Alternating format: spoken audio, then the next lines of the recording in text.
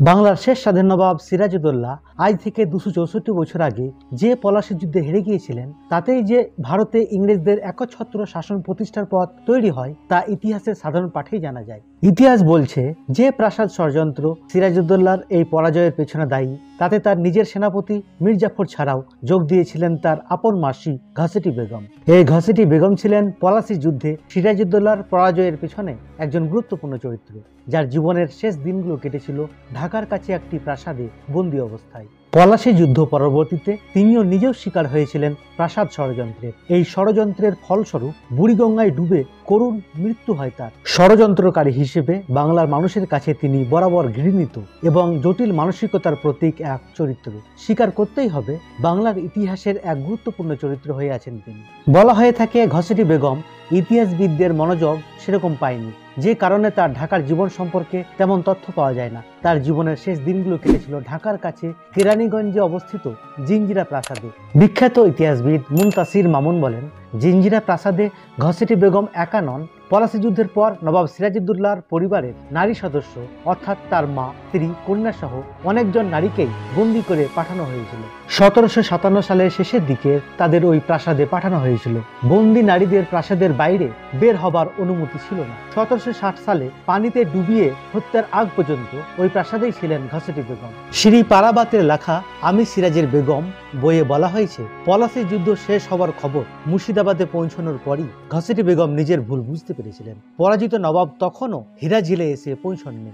সে সময় ঘসেটি বেগম নবাব পত্নী লুৎফুন্নেসাকে সতর্ক করেছিলেন, যেভাবে যে পথে তারা পালান যেন নদী পথে না যান। লুৎফা প্রথমবারের মতো ঘসেটি বেগমের চোখে মাতৃত্বের ছায়া দেখেছিলেন। তার বয়ানে তিনি বলছেন, হয়তো নিজের ভুল বুঝতে পেরেছেন তিনি। এদিকে মীর জাফর নবাব হবার পরই ঘসেটি বেগমকে বন্দী করেন। কিছুদিন হিরাঝিলে বন্দী রেখে পরে তাকে ঢাকায় বুড়িগঙ্গা নদীর তীরে জিঞ্জিরা প্রাসাদে স্থানান্তর করেন। সেখানে তার সঙ্গে সিরাজউদ্দৌলার মা আমিনা বেগমকেও অন্তরীণ করে রাখা হয়েছিল। মৃত্যুর আগ পর্যন্ত তারা দুজনই ওই প্রাসাদে ছিলেন। তার মৃত্যু নিয়ে দুই রকম তথ্য প্রচলিত। কোথাও বলা হয়েছে মুর্শিদাবাদে ফিরিয়ে নিয়ে গিয়ে তাকে হত্যা করা হয়েছিল এবং সেখানেই তার কবর। কিন্তু বাংলাপিডিয়ায় উল্লেখ করা হয়েছে 1760 সালে মীর জাফরের ছেলে মিরনের পরিকল্পনায় ঘসেটি বেগম ও আমিনা বেগমকে পানিতে ডুবিয়ে হত্যা করা হয়।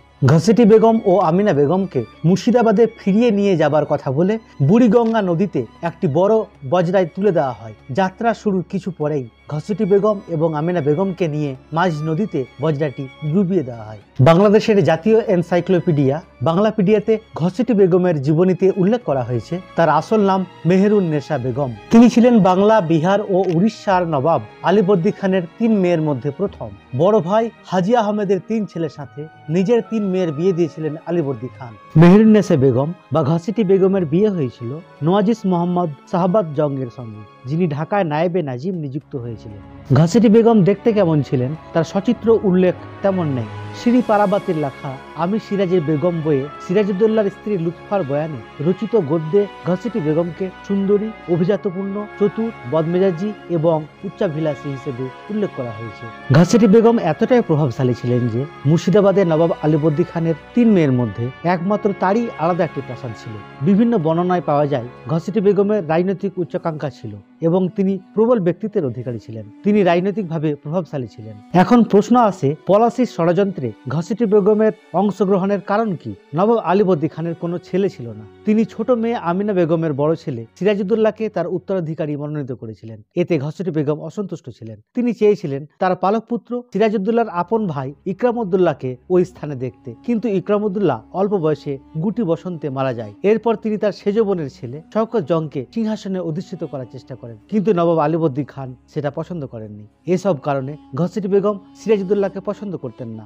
সিরাজউদ্দৌলাও ঘসেটি বেগমকে পছন্দ করত না। পিতার উত্তরাধিকারী নির্বাচনে তার মতামত গুরুত্ব পায়নি ঠিকই, কিন্তু বড় মেয়ে হিসেবে নবাব আলীবর্দী খানের কাছে তিনি গুরুত্ব পেতেন এবং রাজনীতিতে প্রভাব বিস্তার করতেন। তার সুপারিশে কেউ পদ হারিয়েছে, আবার কেউ ক্ষমতার কেন্দ্রে এসেছেন। বাংলাপিডিয়া বলছে নিজের প্রভাব কাজে লাগিয়ে তিনি বিপুল বিত্তের মালিক হয়েছিলেন। এছাড়া 1755 সালে স্বামীর মৃত্যুর পরেও উত্তরাধিকার সূত্রে প্রচুর অর্থের মালিক হয়েছিলেন তিনি। তার স্বামী নওয়াজিস মোহাম্মদ সাহাবাত জং ঢাকার নায়েবে নায়েবে নাজিম ছিলেন, কিন্তু মূলত ঢাকা পরিচালনা করতেন ঘসেটি বেগম। ইতিহাসবিদ মুনতাসির মামুন তার ঢাকা স্মৃতি বিস্মৃতির নগরী বইয়ে লিখেছেন, ঢাকার শাসনভার প্রকৃতপক্ষে ছিল ঘসেটি বেগম ও তার বিশ্বস্ত দেওয়ান অনেকের মতে প্রণয়ী হোসেন কুলি খানের হাতে, কারণ নওয়াজিস মোহাম্মদ ছিলেন দুর্বল প্রকৃতির লোক। এদিকে নবাব আলীবর্দী খানের মৃত্যুর পর নবাব হয়ে সিরাজউদ্দৌলা ঘসেটি বেগমকে অন্তরীণ করেছিলেন। সে সময় সিরাজউদ্দৌলা ঢাকার আয় ব্যয়ের হিসাব চেয়েছিলেন, কিন্তু রাজভাণ্ডার বা অর্থনৈতিক দায়িত্বে থাকা রাজবল্লভ সঠিক হিসাব দিতে ব্যর্থ হন। রাজবল্লভ রাজকোষ থেকে প্রচুর অর্থ আত্মসাৎ করেছিলেন বলে অভিযোগ রয়েছে।